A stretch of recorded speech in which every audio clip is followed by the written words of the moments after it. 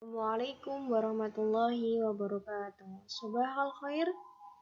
Kaifa halukunna? La'alakunna fi riayatillahi da'iyan wa da'iman. طيب في هذا الصباح سنتعلم عن الدرس الفقهي. Ilmu fikih. Pada pagi hari ini kita akan belajar ilmu fikih bersama Ustazah. Kita ke pengertian ilmu fikih. Ilmu fikih adalah pengetahuan tentang hukum segala sesuatu menurut ajaran agama Islam, seperti tata cara beribadah, berpuasa, dan bermasyarakat, pinjam-meminjam, dan cara berkeluarga. Jadi dalam ilmu fikih itu terdapat hukum-hukum yang wajib kita ketahui sebagai umat muslim,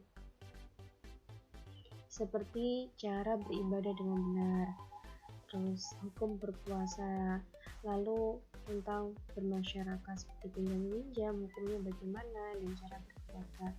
Nah, semua ilmu tersebut ada pada ilmu fikih.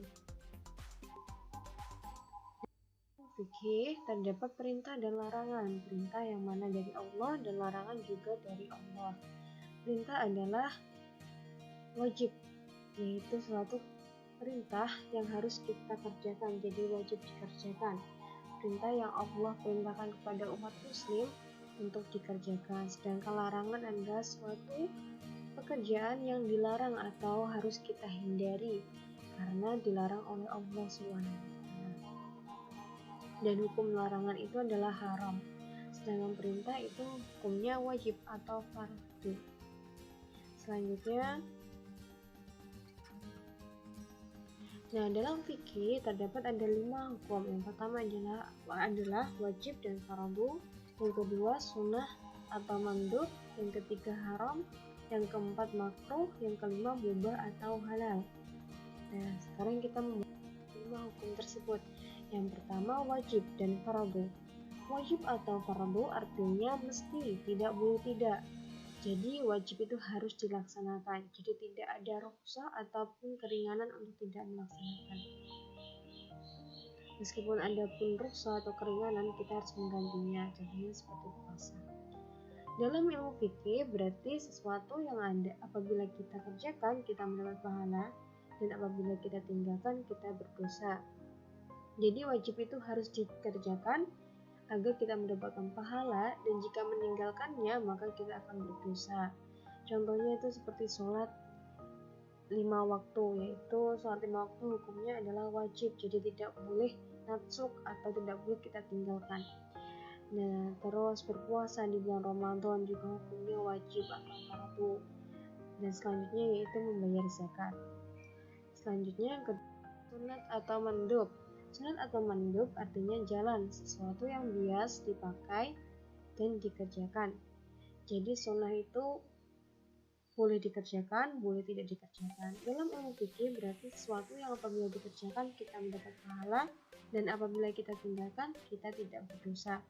Jadi sunnah itu apabila kita kerjakan kita mendapatkan pahala, tapi apabila kita tidak mengerjakan maka tidak berdosa dan kita tidak akan mendapatkan pahala. Contohnya puasa Senin Kamis itu hukumnya sunnah. Mengerjakan sholat tahajud di malam hari dan duha di pagi hari itu juga hukumnya sunnah. Selanjutnya ada haram. Haram artinya sakti, angker, larangan atau pantangan. Jadi haram itu pantangan bagi kita untuk mengerjakannya. Jadi kita diwajibkan untuk menghindari hal-hal tersebut. Dalam ilmu fikih berarti sesuatu yang apabila kita tinggalkan mendapatkan pahala, dan apabila kita kerjakan kita berdosa. Jadi ini terbalik ya, balikannya dari yang wajib tadi, dari yang sunnah tadi. Jadi kalau haram itu apabila kita kerjakan kita malah mendapatkan dosa, dan apabila kita tinggalkan kita akan mendapatkan pahala. Jadi tidak boleh dikerjakan. Contohnya meminum khamar atau arak, atau seperti mabuk-mabukan itu ya, khamar atau arak itu yang memabukkan. Jadi kita tidak diperbolehkan untuk meminumnya, jadi hukumnya haram. Memakan daging babi, nah selanjutnya itu memakan daging babi itu hukumnya haram. Jadi kita memeliharanya saja tidak diperbolehkan, apalagi kita makan dagingnya. Yang keempat adalah makruh. Makruh artinya hal yang tidak disukai.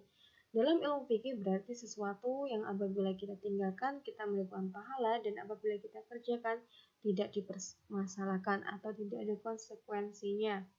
Jadi dalam hal makruh ini sesuatu yang tidak disukai oleh Allah.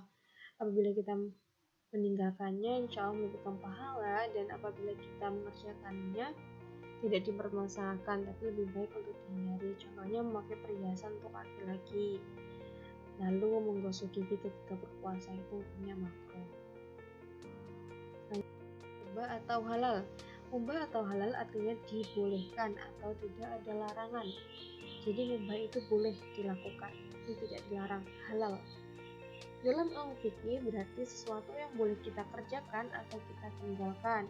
Jadi boleh kita, kalau kita ingin mengerjakan boleh, tidak ingin mengerjakan juga boleh. Kita harus memilih di antara keduanya kalau dalam mubah. Contohnya makan dan minum, itu mubah, hukumnya halal saja. Lalu berdoa tidak menggunakan bahasa Arab. Jadi biasanya berdoa kan lebih afdal itu menggunakan bahasa Arab, tapi apabila kita menggunakan bahasa Indonesia juga diperbolehkan, jadi halal saja. Lalu mencuci pakaian atau kegiatan sehari-hari yang kita lakukan itu hukumnya halal atau mubah, yang penting tidak melewati batasan hukum. Di akhir Usada punya kuis ya, kalian kerjakan seperti biasa di buku tulis, lalu kalian fotokan dan kirimkan ke WhatsApp Usada. Di sini ada 5 nomor, kalian kerjakan dan kirimkan ke Usada melalui WhatsApp.